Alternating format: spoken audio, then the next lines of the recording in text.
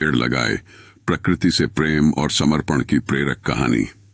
यह कहानी एक ऐसे साधारण आदमी की है जिसने अपनी लगन और समर्पण से बंजर जमीन को हरियाली में बदल दिया। यह कहानी फ्रांस के प्रोवेंस इलाके की है, जहां 1913 में लेखक ने अपनी यात्रा के दौरान इस अद्भुत इंसान से मुलाकात की। कहानी की शुरुआत एक बंजर और वीरान इलाके से होती है। यह जगह इतनी सूखी और उजाद थी कि वहां जीवन का कोई चिन्ह नहीं था, न पक्षी, न पेड़ और न ही नदियां। इस जगह के लोग भी इसे छोड़कर जा चुके थे। लेखक यहां से गुजरते हुए ठहरता है और उसकी मुलाकात एक चरवाहे एल्ज़ेआर्ड बुफियर से होती है। बुफियर एक साधारण आदमी था जो इस वीराने में अकेला रहता था।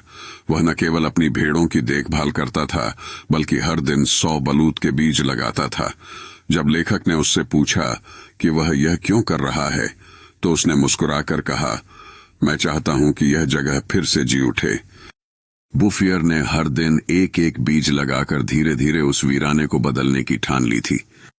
लेखक ने उस इलाके में कई वर्षों बाद लौटकर देखा कि बुफियर का प्रयास रंग ला रहा था। जहां पहले सूखी जमीन थी, वहां छोटे छोटे पौधे उग आए थे। बुफियर की लगन और धैर्य ने उसे कभी हार मानने नहीं दी।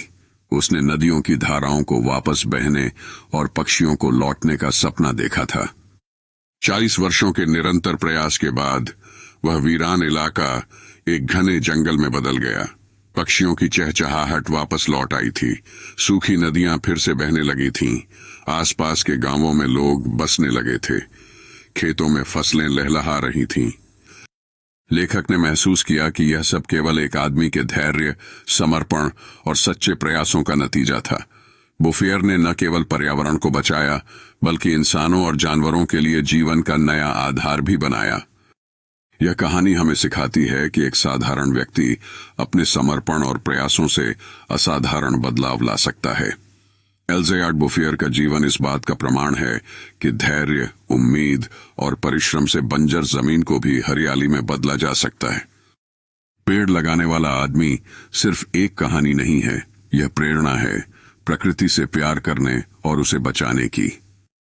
अगर आपको यह कहानी पसंद आई हो और ऐसी ही और कहानियां सुनने के लिए हमारे इस चैनल को सब्सक्राइब करें।